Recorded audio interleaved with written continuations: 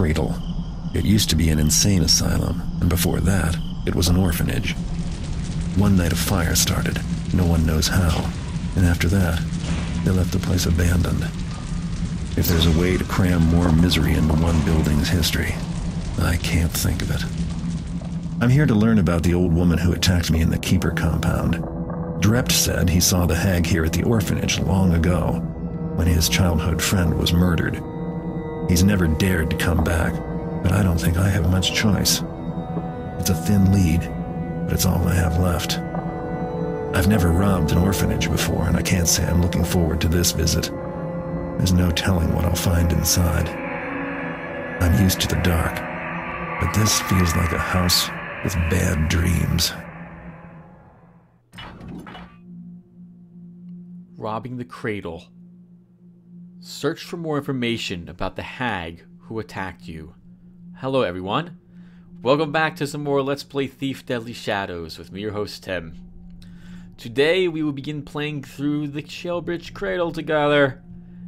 This will be a long mission, as a heads up, and I plan to break it up into like 45-minute intervals or so. Every 45 minutes, then I'll take a break, and then we'll come back for the next video, just as a heads up. This is going to be long because the cradle is confusing to navigate in. It has some very terrifying enemies in it, and there will be many objectives we have to complete. It is very similar to the original cathedral level in some aspects from Thief 1. Return to the Cathedral, actually, in that respect. Because the creatures we will be encountering are difficult to deal with, I will be spending a lot of time trying to avoid them, more so than I even normally would. You can expect a great deal of time to pass with me just watching in terror a hallway to make sure it's going to be safe for me to go down it. There will be quite a bit of that, and I apologize if it takes a bit, but it's how I'm going to do it. I can't think of anything else to talk about, everyone. Oh, other than at certain points we will be talked to by someone. We will... the sound might be very loud in that regard, and I can do nothing to lower it. Just a heads up. The difficulty is still set to hard, so as usual, we have to find 60% of the loot and 2 special loot items. And here is our gear, just in case you want to take a peek at it. Looks like we're almost completely filled up on everything. Okay, everyone. Also remember, this is indeed a mission, so my talking will be kept to a minimum as we do this. Let's, Oh, man. Do I want to do this right now, at night in the dark? I think I do. Alright, let's start it, everyone.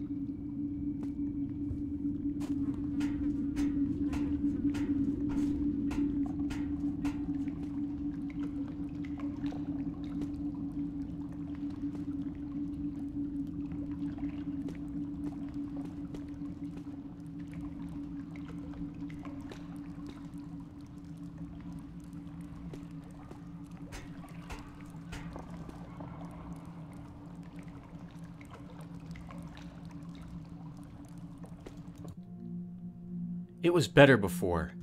There are too many rules to remember. Don't go here, don't touch that, don't talk to the patients.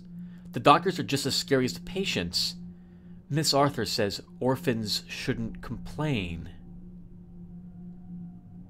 Oh, yeah. This place was an orphanage at the same time that it was an insane asylum.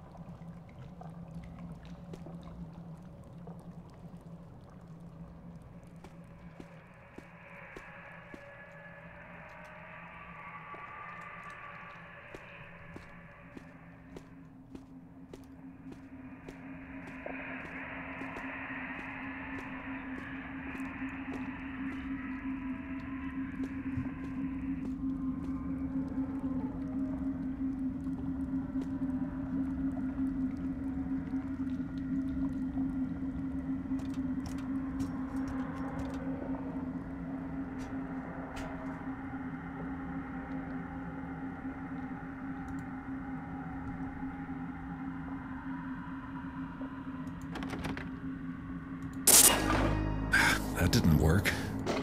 Maybe there's a fuse box in the basement.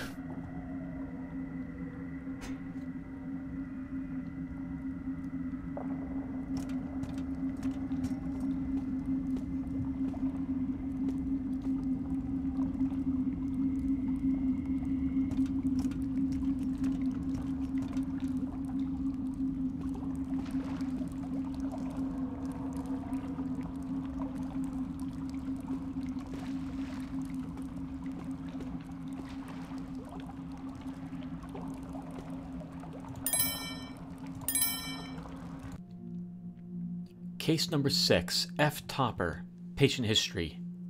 Entry 1, brought in by City Watch, hysterical. Carries an urn that contains the ashes of what authorities think might be her own infant. Refers to self as Mama Topper. Could prove a difficult case to cure. Dr. Sandbridge. Entry 2, efforts to take the infant ashes away are always met with same self-destructive behavior. For now, we see no harm in allowing subject to carry them with her during a weekly walk in the exercise yard. Informed Dr. Hascombe I approve the use of his experimental heat therapy. Dr. Sandbridge.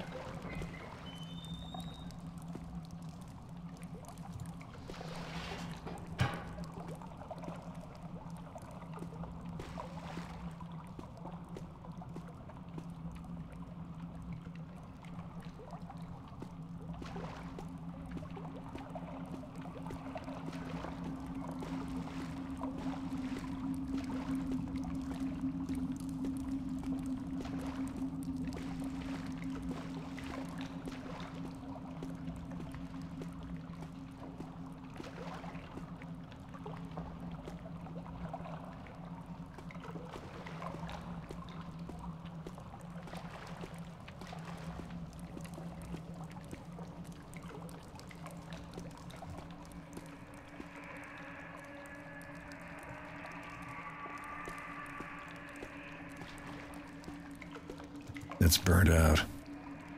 They must have kept a spare fuse somewhere.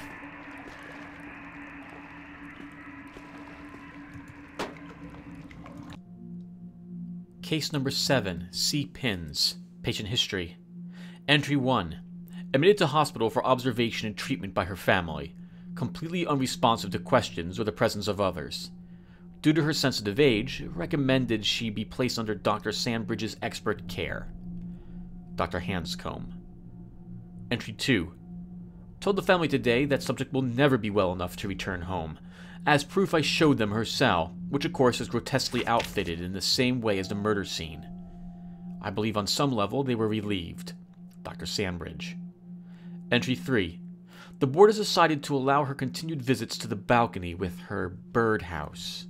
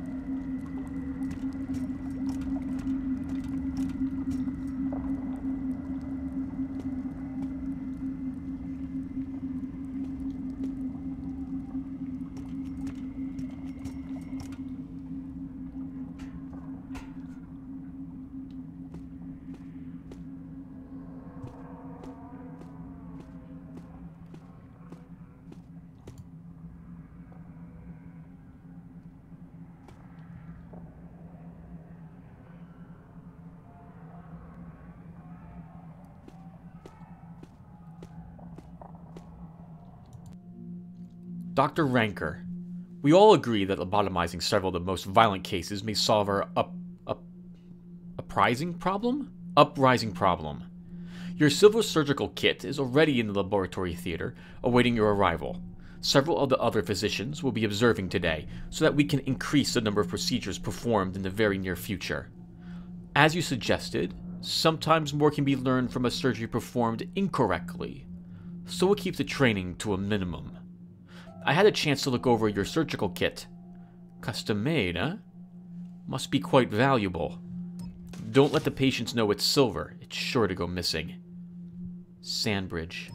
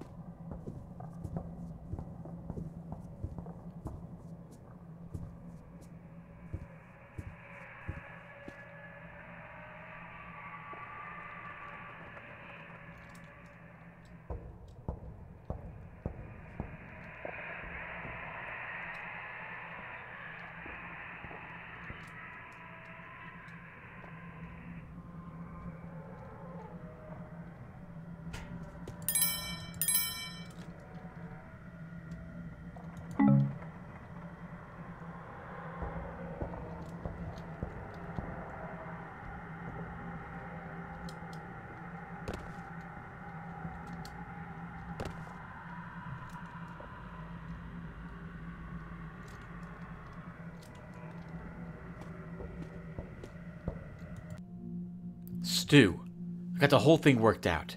First, ain't no need for you to worry. I found a real good hiding place for the bag of gold teeth. It's real hard to find, and anyway, it's in the morgue, and ain't nobody goes there, unless they have to, or they's dead. Know what I mean? I figure a couple more days, a week tops, and I'll have yanked enough gold teeth from these poor dead loonies to buy us something real fancy. You just have to do your part, which is find us a buyer. The kind that don't ask too many questions. I mean, you can't just walk in any old place and sell a bag of gold teeth. Don't let me down. Desmond.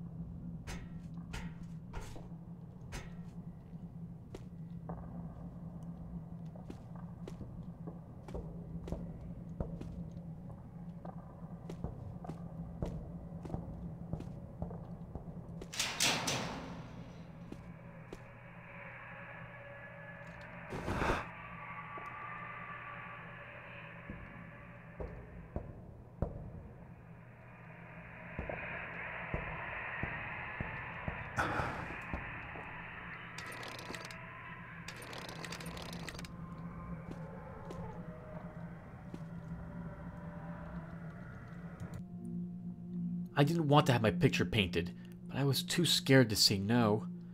I guess I did it right because he said I sat good and still.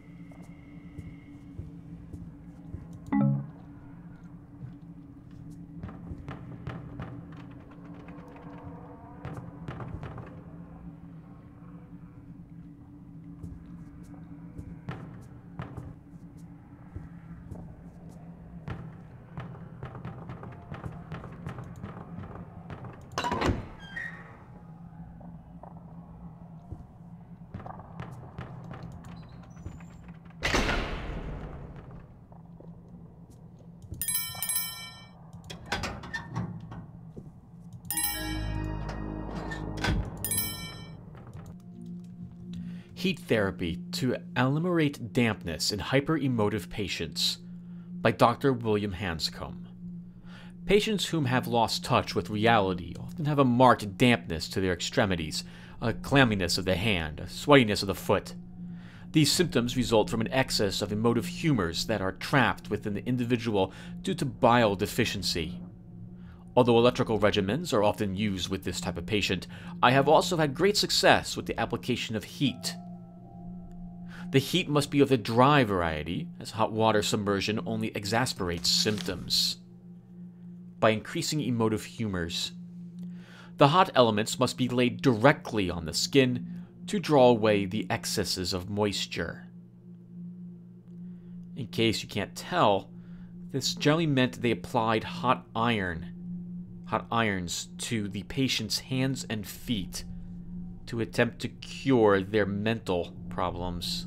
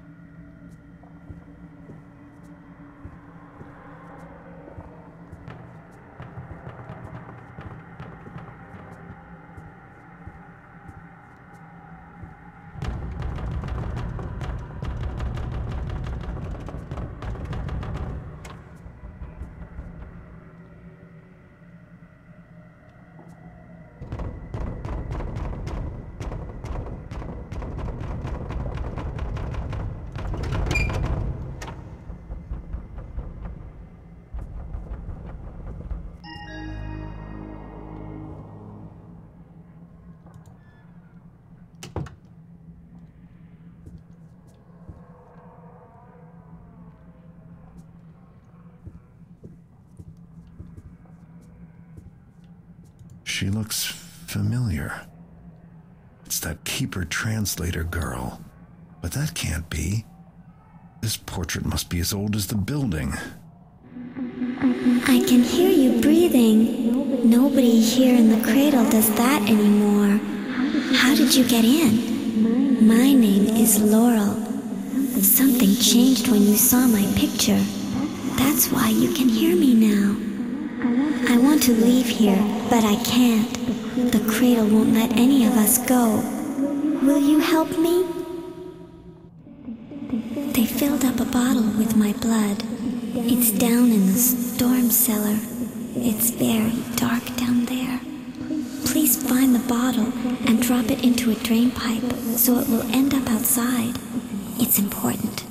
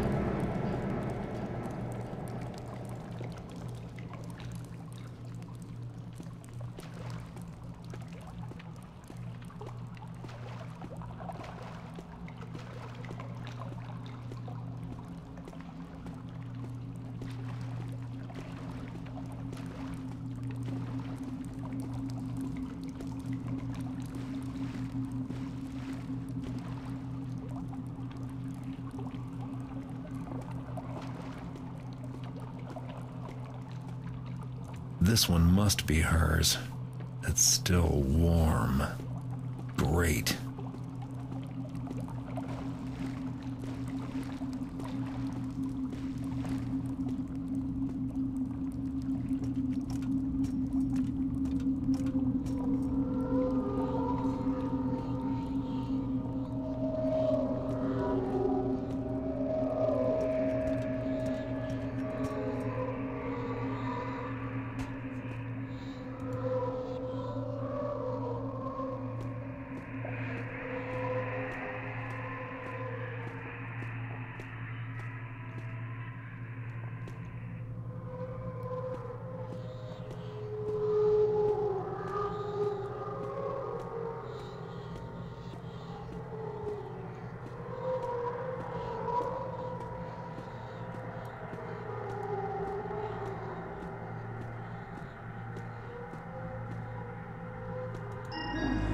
That's good. The bottle is outside now, where the cradle can't see it. I have to get rid of all my things. The cradle uses them to remember me. That's how it keeps me here. There's a ward here called Whitehall, where they kept the very bad patients. One of them took my nightgown back to his cell. It's still there. Please get my nightgown and then burn it up in the morgue.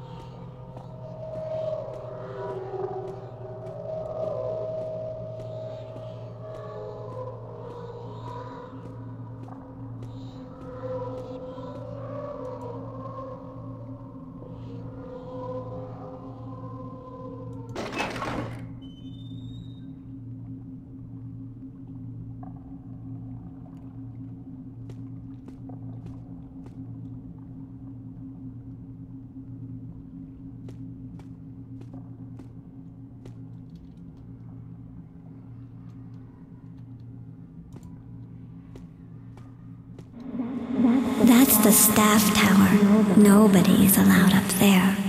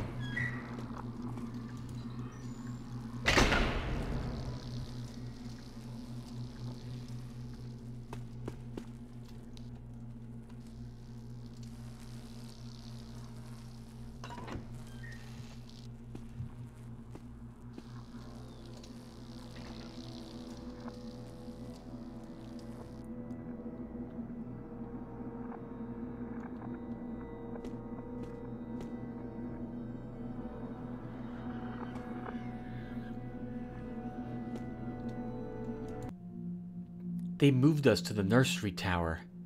I guess they need to make room for all those patients. Drep says not to cry so much because it makes Miss Arthur mad.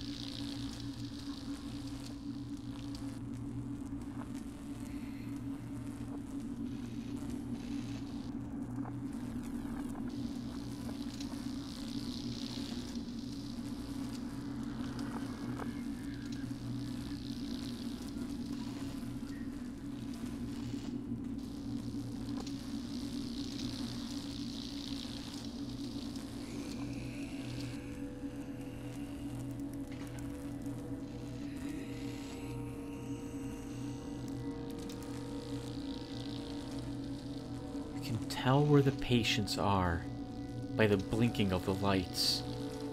When they're close to them, they do what you are seeing now.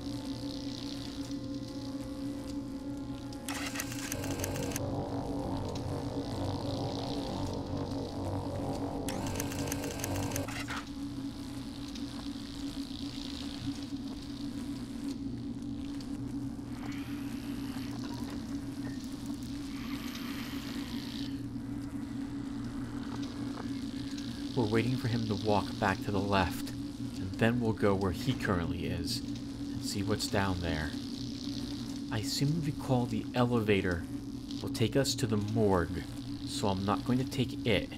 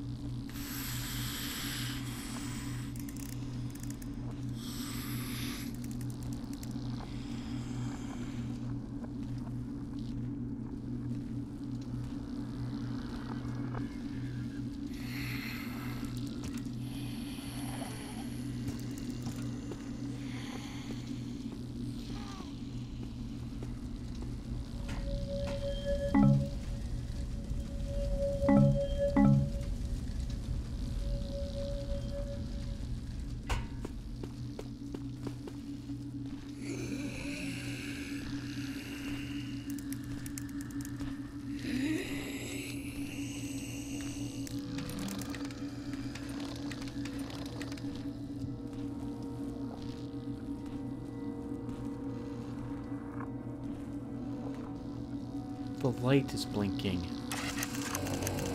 Over there. One of the patients is down there, and it's not dead, but lying on the ground. If we want to explore the area of the morgue, we're going to need to attack that patient.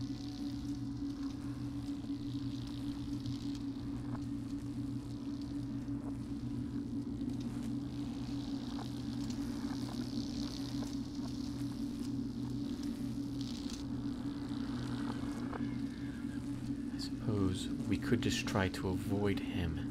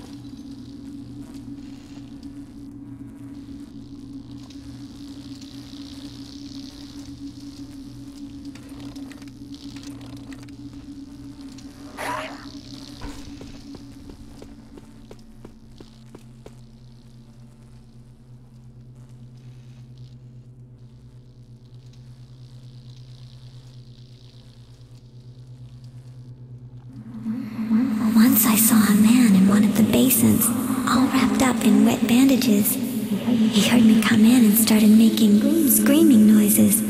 I think he wanted me to help him, but I was too afraid.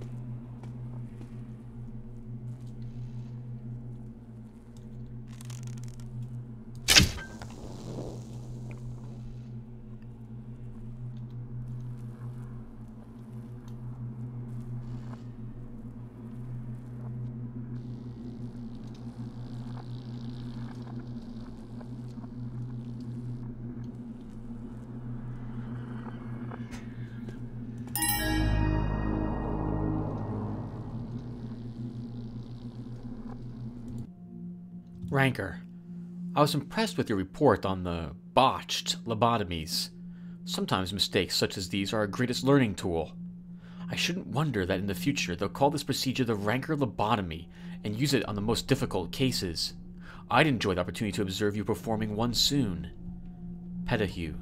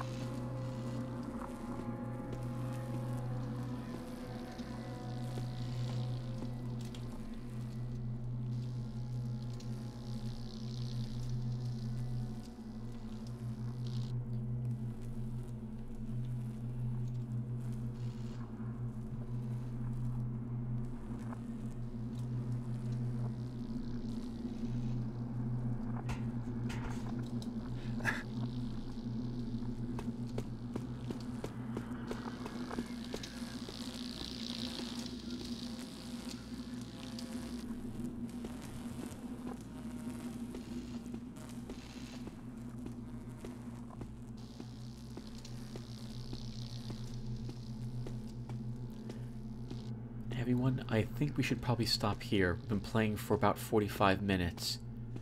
I'll end this by saying that the defeated patients are not defeated. They can get back up again.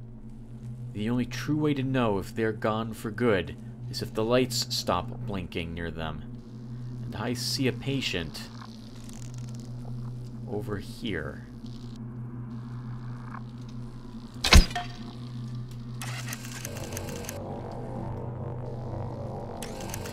Come back, I'll hopefully be able to sneak past him, and I'll see you guys then. Thank you for watching, and take care.